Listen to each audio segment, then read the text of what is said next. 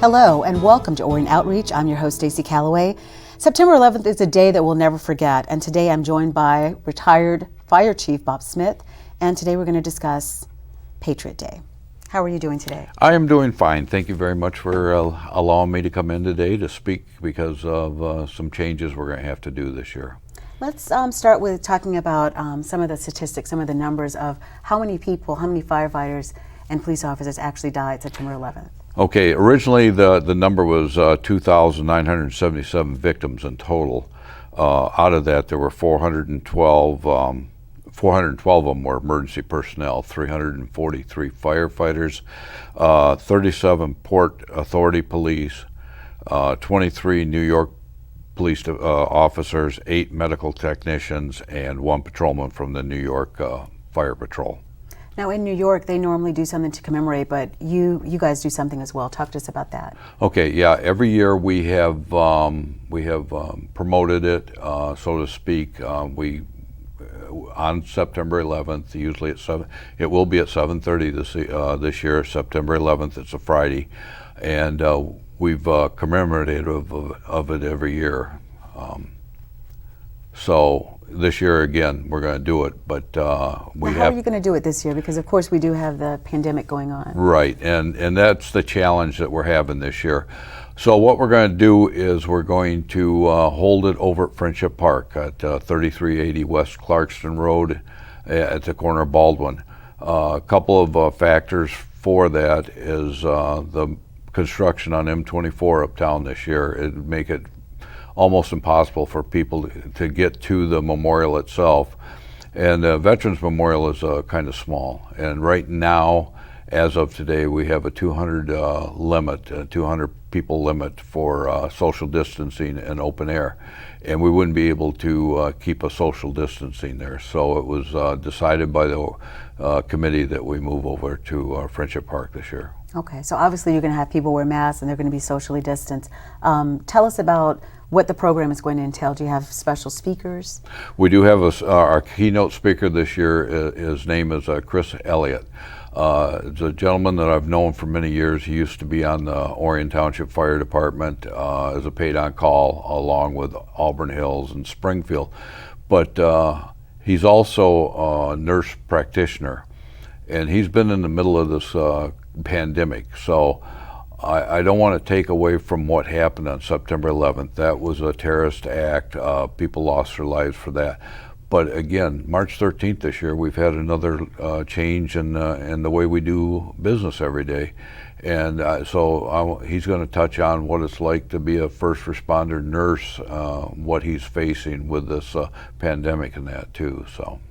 So talk to me about how are you going to enforce the 200 people that you're allotted to be in Friendship Park? What we'll probably do is we'll make up 200 programs, and we'll have people at basically at our entrance area passing them out. And when we hit the 200 mark, we'll have to ask people to not congregate in that area. Friendship Park is a big park, so and depending on how well the PA system is, they could move to a different part of the park, but for our area, we'll make sure that only 200 programs, and once they're passed out, that's it. So. And then talk to me about what were you doing September 11th, 2001? I mean, 19 years. It's wow. That's a long time. It's a long time, but it's like yesterday. I was actually in Lansing. We were beginning a fire inspectors conference. I was sitting there and in the auditorium waiting for the program to start, and I can still remember the gentleman that come in, one of the firefighters come in and said, some fool just ran into the World Trade Center. And we all kind of sat there and thought, is the weather bad? Something like that. Because I don't know how many people remember, but there was actually a B-17 that hit the Empire State Building many years ago. And it was a overcast day in that. So that's basically what we thought until the second plane hit. And then we realized what was going on. But no, I can tell you probably what row I was sitting in, and that's how the clarity of it after 19 years is still with me. So. And that's when you decided, okay, we need to make sure that we remember. Right. I took over as the chairman of this program about 10 years ago, but the Orion Veterans Memorial they have commemorated it ever since it happened. So, Okay. but I've been involved with it all that time. But it's been, I took it over, and basically it's for first responders and to honor them. So. Okay, and once again, you said it takes place 7:30 at Friendship Park. 7:30, September 11th. It's a Friday evening at Friendship Park. And also last year we had inclement weather, so we did move it over here to the community center. However, this year, if we have inclement weather, which I'm hoping and praying we don't have, Right. I don't think we can do anything else, because to bring it inside would be, we'd be breaking every rule in the book. So, Right, especially with, like you said, with right, the pandemic. and safety is most important. So people are driving there, and do you guys recommend that they stay in their cars, or? No, it's going to be out in the field there, so people can social distance. I'm being told that the sound system there, the PA system, is awesome. That they'll be able to hear even if they're not right up in the actual area where we're going to meet and everything, but they'll be able to be around it. We're going to have a lot of fire equipment there, police equipment, just to show as staging and to show support of what we're doing. So. Okay, and are you also doing like a moment of silence? We normally, it's a full program, and it's usually about an hour long. We do at the end, do the moment of silence, but it's pretty quick, and at that time of night, and that we just want to make sure that people don't forget. That's the whole thing, is to not forget. So. And how did things change? Because how long does it take to put together a program like this, especially with the different parameters that you have to make sure that you enforce?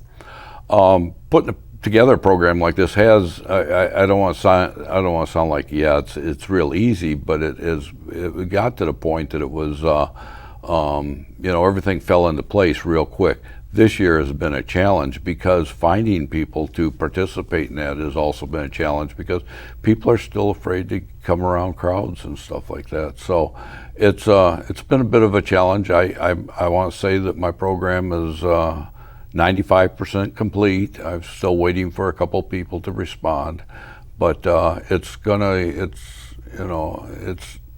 be well put together when it's all over and done with. Was there ever a time where you maybe thought, okay, we may not be able to do it this year? We did have one time where we did not do it, and it was several years ago. About an hour and a half or so before the program was due to start, we had a pretty bad storm come through Orion, and all the firefighters were out doing something else, down trees, down power lines, a couple of little fires and that. And I was there by myself and letting my people go and do what they were supposed to do. And at that point we did. And like I say, last year was the other challenge, where we, 4 hours before. In fact, it was Joe Johnson that contacted me and said, "You better start thinking about moving it." And I said, "I just started," and we pulled it off. We still had a good crowd of people there, and it would come off really great. But we hate doing that at the very end, because we don't know how many people might have been coming that didn't see anything going on, just left instead of knowing, because it's so hard to get the word out that quick and that. Right. What is one thing that you hope people get from Patriot Day? The one thing is we have to come together, number one, and we've got to remember, 9/12, September 12th. That's when everybody come together.